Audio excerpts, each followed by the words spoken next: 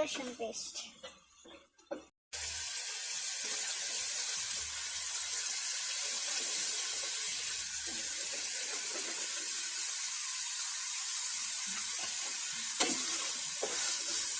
এখানে আলু, তারপরে হচ্ছে পেঁয়াজ, গাজর এখন মাংসের সাথে ভালোভাবে বেটে নেব।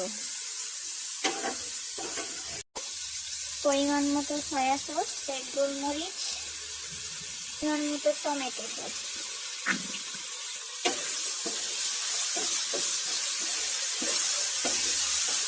আমার এই জায়গায় আলু, গাজর, মাংস এই সবগুলা এখন সিদ্ধ হয়ে গেছে।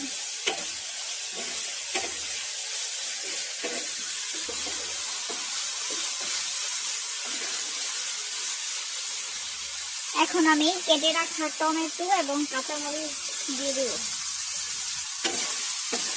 টমেটো এবং কাঁচামরিচ হালকা একটু মাংসের সাথে ভেজে নিব।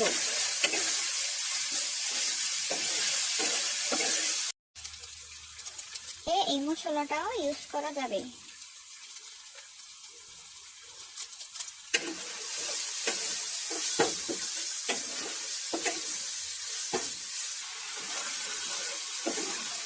যখন এরকম হালকা তেল তেল ছাড়বে, এখন আমি নুডলসটা এখানে ছেড়ে দিব।